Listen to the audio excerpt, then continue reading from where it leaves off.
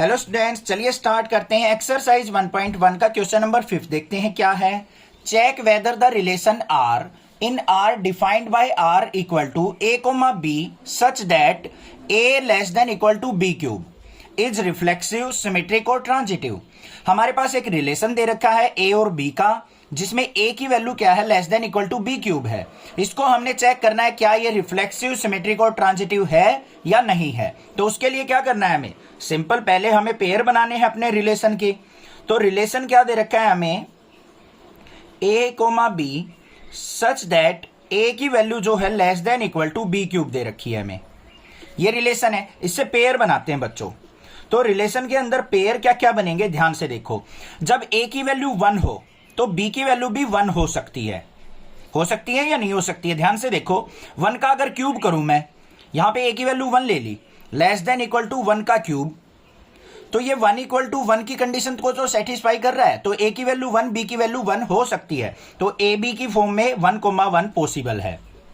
फिर 1,2 होगा, फिर 1,3 होगा। इस तरीके से बहुत सारी वैल्यूज होंगी आगे। फिर अगर मान लो यहां पे 2 लेता हूं मैं, 2 लेस देन इक्वल टू 2 का क्यूब, क्या पॉसिबल है? नहीं। देखो ध्यान से, ए की वैल्यू अगर बच्चों मैंने 2 ले ली, लेस देन इक्वल टू यहां पे 2 ले ली, 2 का क्यूब, तो 2 लेस देन इक्वल टू 2 का क्यूब कितना होता है, 8।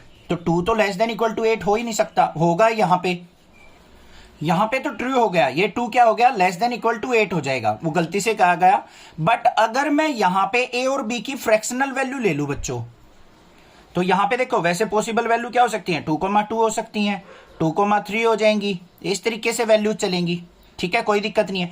बट अगर मैं फ्रैक्शनल वैल्यू ले लूं ए और बी की, अगर ए इज इक्वल टू 1/2 ले लूं मैं, तो क्या 1/2 हमारा लेस देन इक्वल टू 1/2 के क्यूब के होगा? देखो बच्चों, 1/2 आ गया, लेस देन इक्वल टू 1/2 का क्यूब करेंगे तो 1/8 हो गया।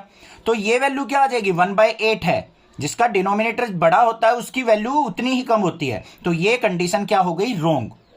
तो यहां पे 1/2 पॉसिबल नहीं है इसके अंदर, ठीक है। ये तो पेयर बन गए जनरली। अब अपने सॉल्यूशन की तरफ देखो जल्दी से। यहां पे क्या है, 1,1 बिलोंग्स टू आर है, 2,2 ये भी बिलोंग्स टू आर है, ठीक है भाई। बट अगर मैं फ्रैक्शनल वैल्यू लेता हूं 1/2, ये नॉट बिलोंग्स टू आर है। इस तरीके की कंडीशन आपको माइंड में जरूर रखनी है। तो ये नॉट बिलोंग्स टू आर है, तो ये क्या हो जाएगा, नॉट रिफ्लेक्सिव। ऐसा जरूरी नहीं है कि 1, 1, 2, 2, 3, 3 ये ही वैल्यू होनी चाहिए रिफ्लेक्सिव के लिए, और भी पेयर हो सकते हैं। फ्रैक्शनल वैल्यू के पेयर भी आपको चेक करने हैं, ठीक है। समझ में आ गई बात, क्लियर है। दूसरे पे चलते हैं।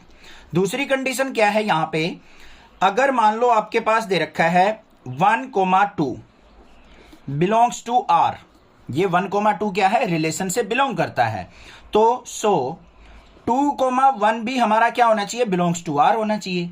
बट 2,1 तो बिलोंग्स टू आर होगा ही नहीं कभी भी। देखो ए की वैल्यू 2 और ये बी की वैल्यू, तो 2 लेस देन इक्वल टू 1 का क्यूब हो सकता है, नहीं होगा। तो ये नॉट बिलोंग्स टू आर है। तो ये क्या हो जाएगा हमारा, नॉट सिमेट्रिक।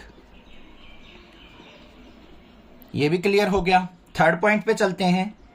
कोई भी वैल्यू ले लो, मान लो जैसे 1,3 ले लिया हमने, 1,3 नहीं 1,2 ही ले लेते हैं। 1,2 और 2,3 की पेयर बन जाएगा।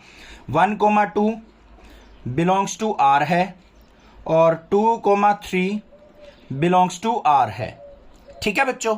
अब यहां पे देखो 1 और 3 बिलोंग्स टू आर है, हो जाएगा। 1,3 भी बिलोंग्स टू आर है, तो हम इसको क्या कह सकते हैं, हम इसको ट्रांजिटिव रिलेशन कह सकते हैं। बट सुनो ध्यान से, हमें एक कंडीशन से ही ये नहीं लिखना कि ये हमारा ट्रांजिटिव हो गया। अब मैं एक ऐसी कंडीशन बताऊंगा जिसमें ये ट्रांजिटिव होगा ही नहीं कभी भी।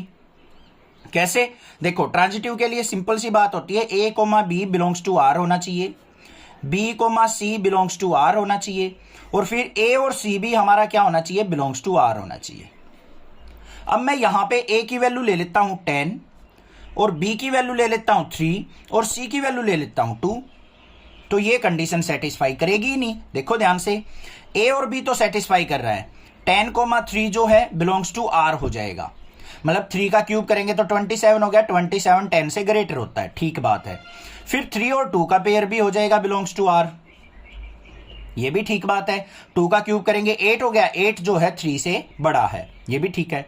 बट क्या 10 और 2 बिलोंग्स टू आर है? देखो बच्चों, 2 का क्यूब करेंगे 8, 8 जो है 10 से ग्रेटर नहीं है, तो यहां पे क्या हो गया, नॉट बिलोंग्स टू आर। तो इसको हम क्या लिख देंगे, नॉट ए ट्रांजिटिव रिलेशन।